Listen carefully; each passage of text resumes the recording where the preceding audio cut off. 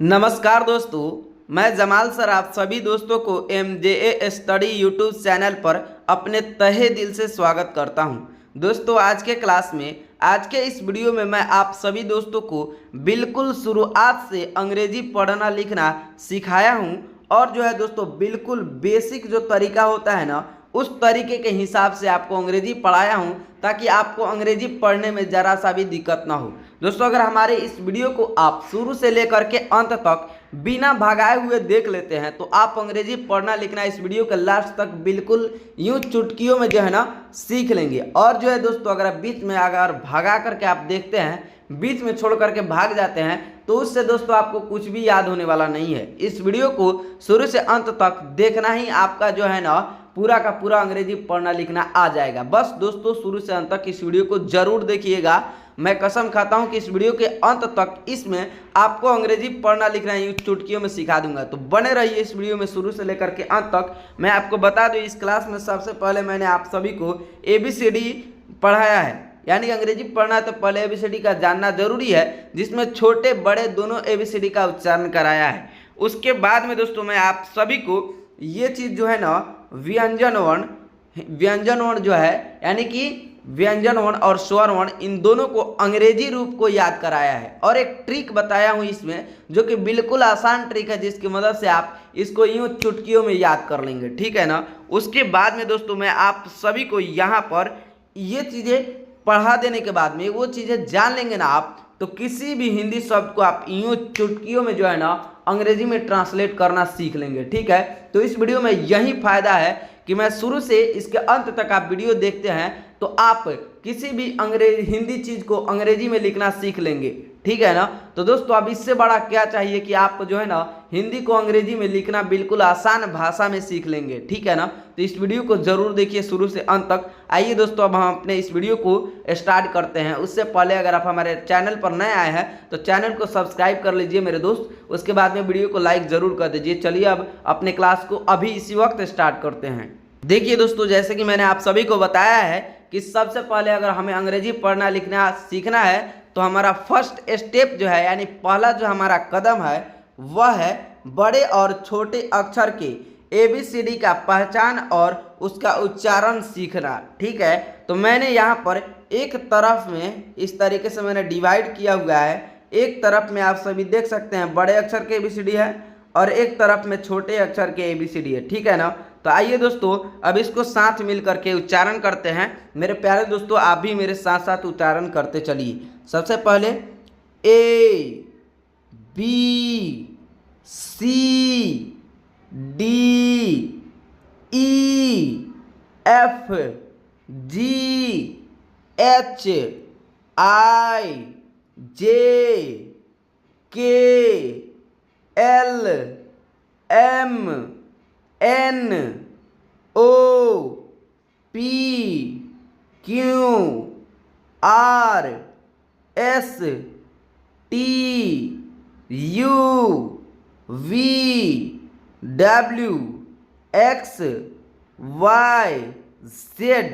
देखिए दोस्तों मैंने एक साथ में ही बड़े और छोटे अक्षर के ABCD को लिखा है और उच्चारण जो मैंने किया है ABCD का उच्चारण ठीक ऐसे ही होता है A से लेकर के Z तक, ठीक है ना।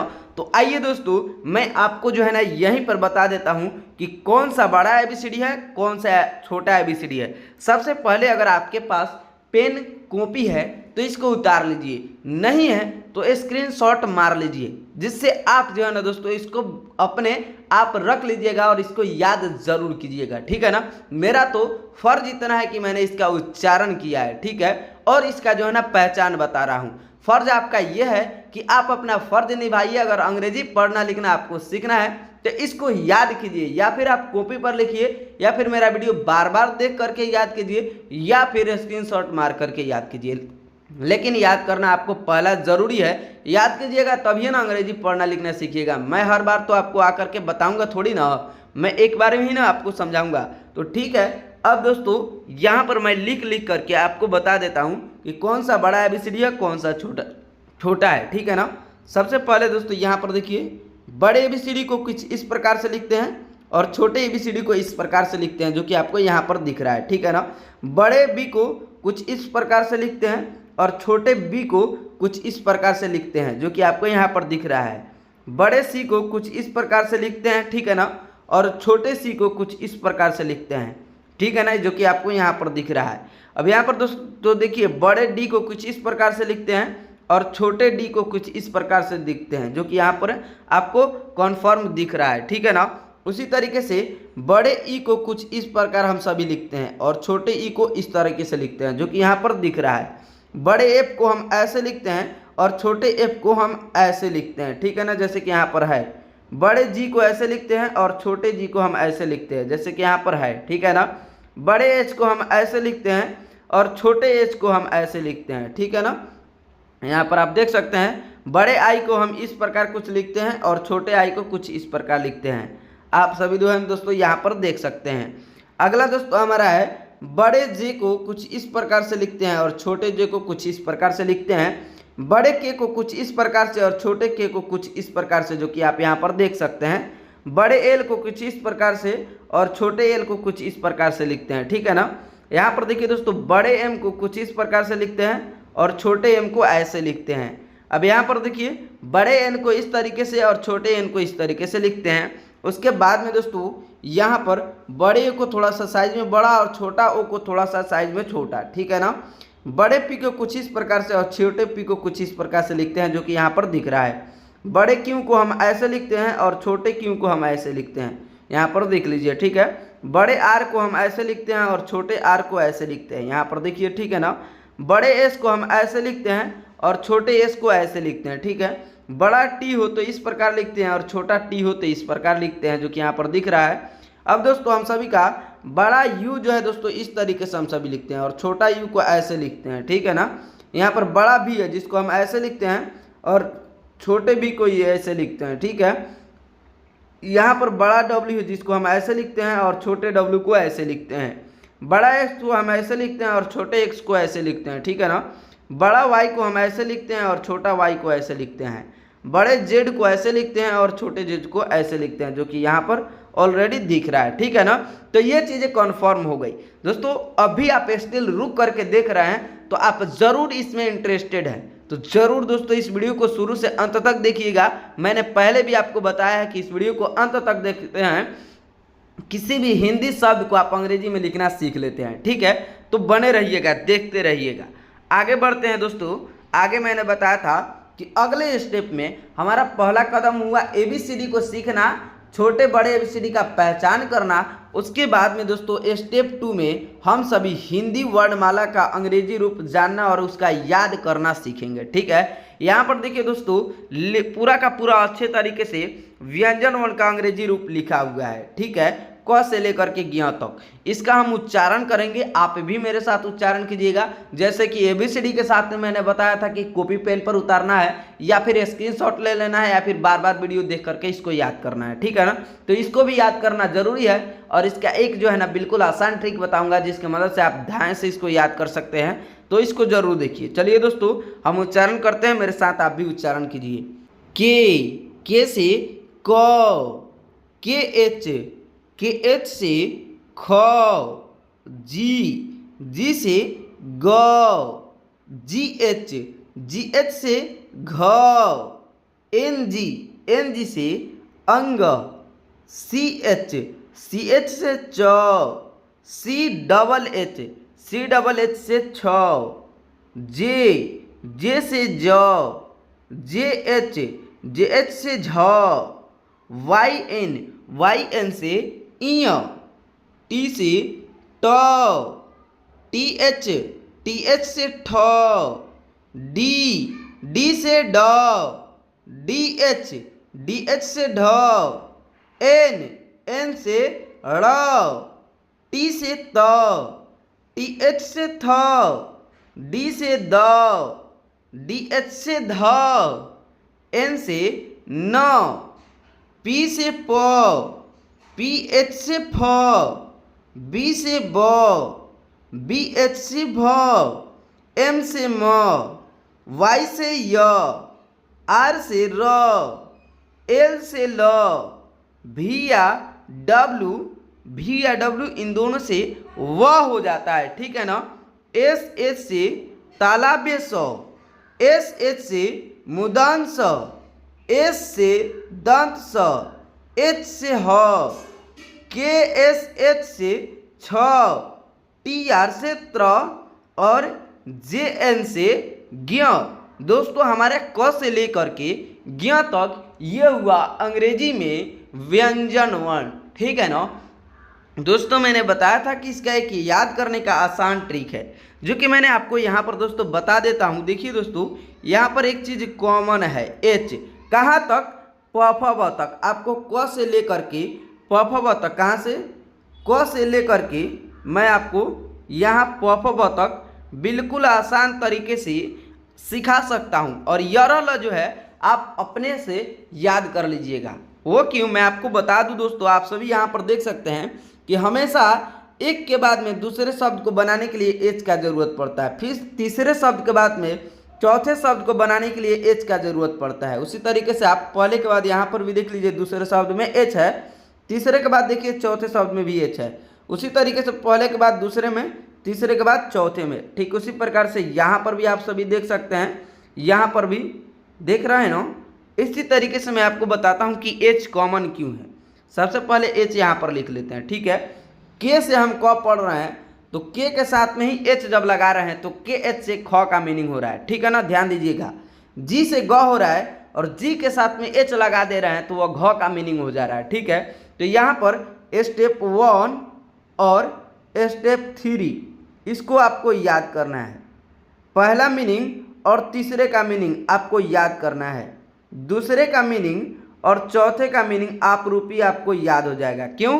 क्योंकि मैं आपको बता दूं, अगर आप के से क याद रहेगा और कोई बोलेगा कि ख का मीनिंग भाई बताओ, तो आप क्या कीजिएगा, अगर आपको के से क याद है तो तुरंत ये सोचिएगा अरे यार के साथ में एच लगा देते हैं, के एच से ख हो जाएगा। ठीक है, वहीं पर आपको ग का मीनिंग जी याद है और घ का मीनिंग कोई बोल दे बनाने के लिए तो आप तुरंत ग का मीनिंग याद किए रहिएगा। और घ का मीनिंग बनाना है तो कहिएगा ओ जी के साथ में अगर हम एच लगाएंगे तो जी एच से घ हो जाएगा। उसी तरीके से जैसे यहाँ पर टी से त हो रहा है और कोई बोले थ का मीनिंग बनाओ, आपको टी से त का मीनिंग याद है पहला। ठीक है, और दूसरा थ है, थ का मीनिंग याद करना है तो आपको यहाँ पर याद आएगा एच, टी के साथ में एच लगा देते हैं, टी एच से थ। ठीक है ना, उसी प्रकार से आपको यहाँ पर कोई बोलेगा बी से ब होता है, अब तुम भ का मीनिंग बताओ क्या होगा, तो आप तुरंत सोचिए यार बी के, ये बी जो है तीसरा है और भ जो है चौथा है, तो बी के साथ में अगर हम एच लगाते हैं तो बी एच से भ हो जाएगा। ठीक है ना, तो अगर आप पहला और तीसरा याद कर लेते हैं तो दूसरा और चौथा का मीनिंग आपको अपरूपी याद हो जाएगा। ठीक है, तो इस प्रकार से आप बिल्कुल आसान भाषा में याद कर पाइएगा। जैसे कि आपको पूछ लिया जाए टी से ट होता है, ठ का मीनिंग बताओ, तो तुरंत आप बोलिएगा टी के साथ में एच लगा देंगे, टी एच से थ हो जाएगा। कोई बोलेगा कि तुम ध का मीनिंग बनाओ, तो कैसे बनाइएगा, डी से द आपको याद है और चौथा ध है तो डी एच से ध हो जाएगा, इस प्रकार से। ठीक है ना, तो ये एक आसान तरीका था कि पहला और तीसरा, पहला और तीसरा। ठीक है ना, यहाँ पर टिक मार देता हूँ, यहाँ पर पहला और तीसरा। ठीक है ना, इसको आप याद कर लेते हैं और आपको एच याद रहे तो आप अंग्रेजी मीनिंग बिल्कुल आसान से बता लेंगे, जैसे कि मैंने यहाँ पर अभी करके बताया है। ठीक है ना, तो इस प्रकार से एक ट्रिक होगा, बिल्कुल आसान भाषा में आपको ये इसको याद कर लेना है। ठीक है, आगे बढ़ते हैं दोस्तों। अब ये चीज़ याद करने के बाद में हमें ज़रूरत पड़ेगी किस चीज़ की, स्वर वर्ण की, क्योंकि स्वर वर्ण का भी अंग्रेजी मीनिंग याद करना बहुत ज़रूरी है, क्योंकि इसी के यूज से हम हिंदी लिखना सीखते हैं और हमें हिंदी का ही अंग्रेजी लिखना है। तो सबसे पहले स्वर वर्ण का अगर हिंदी का मीनिंग जानेंगे तभी ना हम हिंदी को अंग्रेजी कर पाएंगे। तो इसको भी आइए दोस्तों हम उच्चारण कर लेते हैं, पढ़ लेते हैं। आप भी मेरे साथ से अच्छे से पढ़िए। देखिए दोस्तों, ए से क्या होता है, ए से होता है अ, यहाँ पर कलर चेंज कर लेते हैं। ए से होता है अ, डबल ए से होता है अ आकार आ। आई से होता है छोटी ई, डबल ई से होता है बड़ी ई। यू से होता है छोटा ऊ, डबल ओ से होता है बड़ा ऊ। आर आई से होता है री। ई से होता है ए आई से होता है आय। ओ से होता है अवकार ओ। ए यू से होता है अवकार औ। एन से होता है अपस्वन अन और एच से होता है अविसर्गी अह। सॉरी दोस्तों, यहाँ पर जो है दोस्तों एन हो गया, लेकिन एच से क्या होता है अ होता है। जो कि यहाँ पर हम ब्लर कर देते हैं इसको और यहाँ पर AH लिख देते हैं। ठीक है, देखिए दोस्तों, A से अ, डबल ए से आ, आई से छोटी ई, डबल ई से बड़ी ई। इस प्रकार इसको जो है ना आपको याद करना जरूरी है। अगर आप इसको याद कर लेते हैं तो आप जो है ना बिल्कुल आसानी से किसी भी हिंदी चीज को अंग्रेजी में लिखना सीख लेंगे। यहाँ पर दोस्तों आप लोगों ने ये चीज देख लिया, ठीक है। अ का मीनिंग हम सभी को मालूम है क्या होता है, ए होता है, ठीक है ना। अब दोस्तों हम आगे बढ़ते हैं और आगे चल के देखते हैं। दोस्तों अब हमने इसको पढ़ लिया, अब हम आपको आगे बताए थे कि अब हमें हिंदी शब्द को अंग्रेजी में लिखना है। देखिए दोस्तों, फर्स्ट स्टेप में हमने ABCD सीख लिया, ठीक है। दूसरे स्टेप में व्यंजन वर्ण और स्वर वर्ण इन दोनों का अंग्रेजी मीनिंग सीख लिया। उसके बाद में थर्ड स्टेप में यानी तीसरा स्टेप में हिंदी शब्द को अंग्रेजी में लिखना सीखे, ठीक है। तो यहाँ पर वो चीज़ें हमने पढ़ लिया। अब यहाँ पर देखिए दोस्तों कैसे आसानी होगी ये चीज़ें लिखने में। सबसे पहले दोस्तों यहाँ पर देखिए दोस्तों, मैं आपको बता देता हूँ सिर्फ रब बनाने के लिए किस किस चीज़ की ज़रूरत पड़ी है। तो रब बनाने में आधा र जोड़ अ और जो ब, ये तीनों चीज़ मिल करके क्या बना है, रब बना है, ठीक है। तो अब इसका अंग्रेजी मीनिंग कैसे लिखेंगे आइए मैं आपको बताता हूँ। सबसे पहले दोस्तों मैं आपको बता दूं, यहाँ पर धीरे से पीछे आ जाते हैं और पीछे चल करके यहाँ पर देख लेते हैं। देखिए दोस्तों, हमें यहाँ पर जैसे कि लिखना है, यहाँ पर ले लेते हैं एक चीज़, क अल, क्या दोस्तों, क अल, कल लिखना है, ठीक है। ये हो गया कल, ठीक है। तो क का मीनिंग क्या है आप यहाँ पर देख लीजिए, के है, क्या दोस्तों, क का मीनिंग है के, ठीक है, के लिख लीजिए यहाँ पर। और यहाँ पर ल का मीनिंग देखिए, यहाँ पर ल का मीनिंग क्या है, एल है। तो सिर्फ एल लिख देने से क्या दोस्तों हमारा कल हो गया, के एल से कल हो जाएगा, शुद्ध होगा नहीं होगा। तो क के साथ क्या लगाएंगे, ए लगाएंगे, के ए एल, कल। मैंने एक चीज़ आपको यहाँ पर नहीं पढ़ाया है जो कि अभी पढ़ाने वाला हूँ। वो चीज़ दोस्तों ये है, सबसे पहले हम इस चीज़ का फॉन्ट थोड़ा सा कम करते हैं, ठीक है। कि यहाँ पर मैंने क जो पढ़ा है ना, तो क का मीनिंग सिर्फ के नहीं होता है, क का मीनिंग के ए होता है, ख का मीनिंग के एच ए होता है, ग का मीनिंग जी ए होता है। ये सिर्फ याद करने के लिए यहाँ पर नहीं पढ़ाया हो। यहाँ पर ए का यूज तभी होता है जब हम कोई शब्द लिखते हैं, जैसे कि यहाँ पर क ल म, कॉलम लिखे, ठीक है ना। क और ल के साथ अ है, क के साथ भी अ और ल के साथ भी अ है, लेकिन म के साथ अ नहीं है।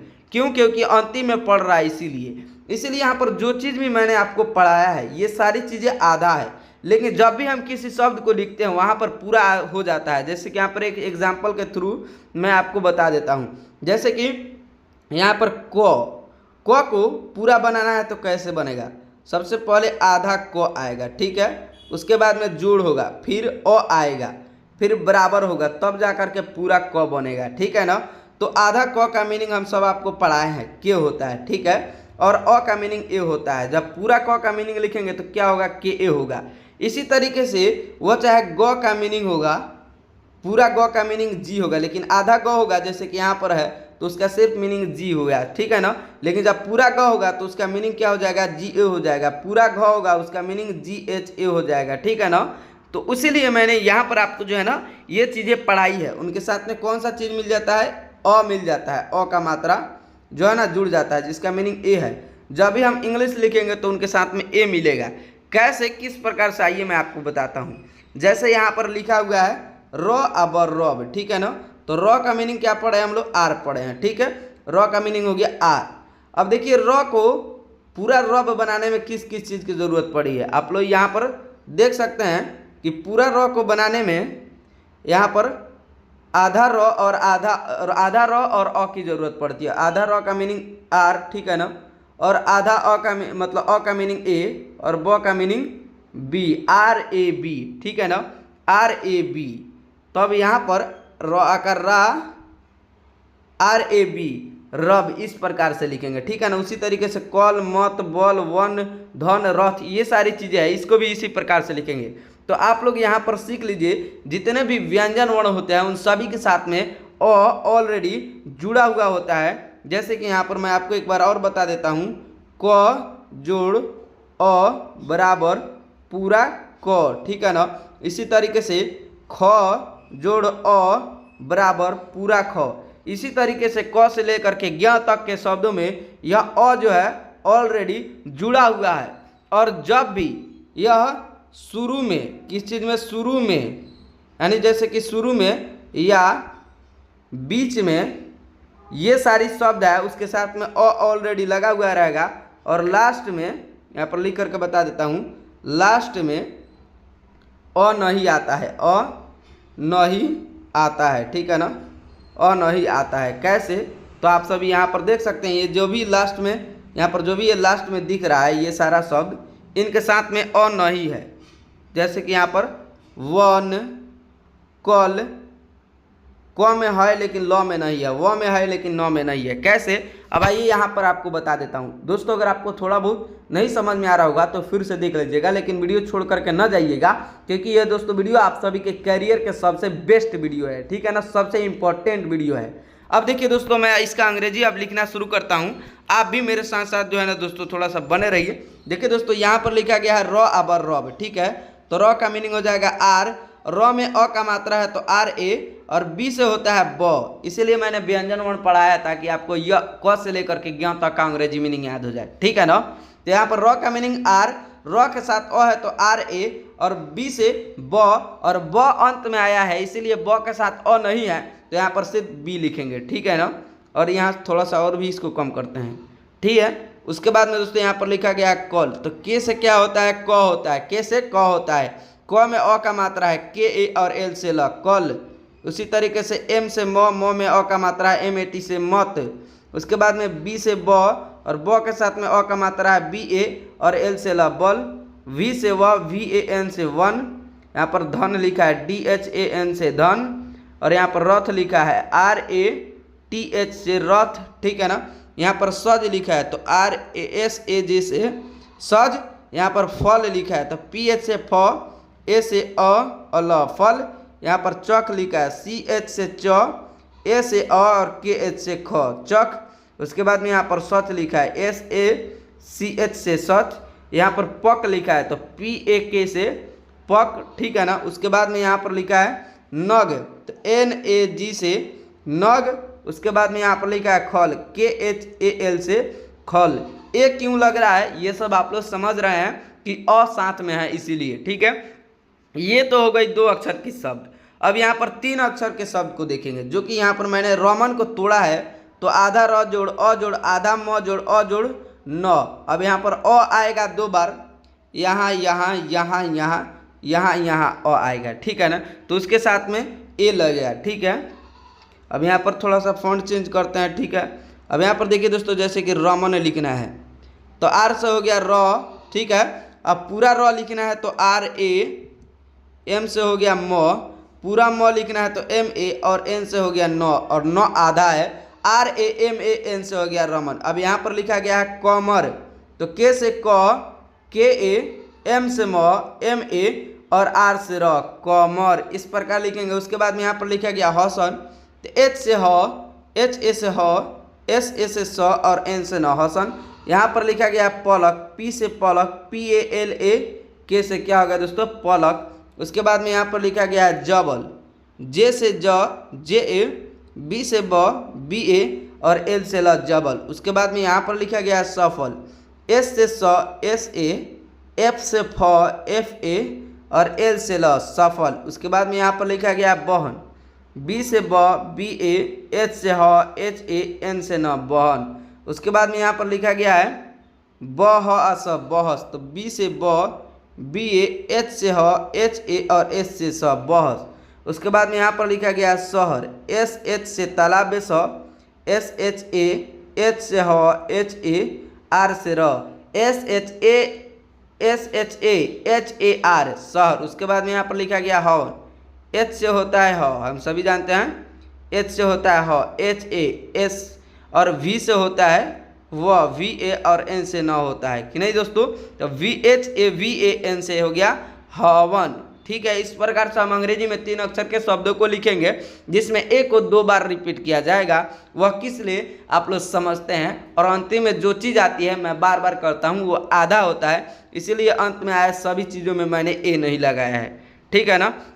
ये हो गए तीन अक्षर वाली शब्द, और लास्ट में हम देखने वाले हैं चार अक्षरों वाले शब्द, जिसमें भी हमें अ लिखना है। जैसे कि हमें यहाँ पर रहमत लिखना है तो आधा र जोड़ अ, आधा ह जोड़ अ, आधा म जोड़ अ, और तब जा कर के बना है रहमत, ठीक है। तो जैसे कि यहाँ पर रहमत लिखना है तो आर से र में अ का मात्रा है तो आर ए, एच से ह में अ का मात्रा है एच ए, एम से म में अ का मात्रा है एम ए, और टी से ट, लास्ट में त है तो उसमें त जो है अ का मात्रा नहीं है, तो इसका मीनिंग हो जाएगा R A H A M A T Rahmat. ठीक है ना। अब अगला दोस्तों हमारा है दहशत, दहशत। तो डी से क्या होता है, द होता है, और द में अ का मात्रा है डी ए, एच से क्या होता है, ह होता है, और ह में अ का मात्रा है एच ए, एस से क्या होता है, स होता है, और स में अ का मात्रा है तो एस ए, और टी से होता है त, D A H A S A T दहशत। ठीक है ना। अब अगला दोस्तों मीनिंग यहाँ पर देख सकते हैं लिखा हुआ है सबनम, सबनम। तो एस से होता है स, एस ए, बी से होता है ब, बी ए, एन से होता है न, एन ए, और एम से म, सबनम। ठीक है। उसके बाद में यहाँ पर लिखा गया है दमकल। तो क्या दोस्तों डी से क्या होता है, डी से होता है द, डी ए, एम से क्या होता है म, एम ए, के से क्या होता है क, के ए, और एल से क्या होता है ल, डी ए एम ए के ए एल से हो गया दमकल। ठीक है ना। अब हम सभी का अगला मीनिंग है अजगर, अजगर। ठीक है। अब अजगर को अंग्रेजी में लिखना है तो कैसे लिखेंगे, तो हम सब जानते हैं ए से अ होता है। ठीक है। और ज का मीनिंग क्या होता है, जे होता है, ए जे। अब देखिए दोस्तों अ में तो अ का मात्रा आएगा नहीं, इसीलिए अ का मीनिंग ए, और ज में दोस्तों अ का मात्रा आएगा तो ए जे ए, और उसके बाद में ग है, ग का मीनिंग जी, जी ए, और आर से र, ए जी ए जे ए जी ए आर, अजगर। इस प्रकार लिखेंगे। उसके बाद में यहाँ पर लिखा गया है गफलत, गफलत। देखिए दोस्तों गफलत का मीनिंग क्या होगा, जी से होता है ग, ठीक है, तो जी ए, पी एच से होता है फ, पी एच ए, एल से होता है ल, एल ए, और टी से होता है ट, G A P H A L A T, गफलत। इस प्रकार से। उसके बाद में दोस्तों यहाँ पर लिखा गया है अनवर, अनवर। देखिए दोस्तों अ का मीनिंग हम सब जानते हैं ए होता है। उसके बाद में दोस्तों न आ रहा है, न का मीनिंग होगा एन, और डब्ल्यू से होता है वो, डब्ल्यू ए, और आर से होता है र, अनवर। इस प्रकार लिखेंगे। उसके बाद में यहाँ पर लिखा गया है जलमत। क्या दोस्तों, जलमत। देखिए दोस्तों जे से होता है ज, जे ए, एल से होता है ल, एल ए, एम से होता है म, एम ए, और टी से होता है तो, एम ए टी, जलमत। दोस्तों आप सभी देख लिए ना कितना आसान भाषा में मैंने आप सभी को अंग्रेजी पढ़ना लिखना बिल्कुल आसान तरीके से सिखा दिया। ठीक है। तो दोस्तों यहाँ तक आप सभी ने वीडियो देखा है तो आप जो है ना चैनल को सब्सक्राइब जरूर कीजिए, वीडियो को लाइक जरूर कीजिए। किस टॉपिक पर क्लास चाहिए ये ज़रूर कमेंट करके बताइए, और जो है दोस्तों अपने दोस्तों रिश्तेदारों में इस वीडियो को खूब शेयर कीजिए। आपसे मिलते हैं अगले नेक्स्ट वीडियो में, तब तक के लिए बाय।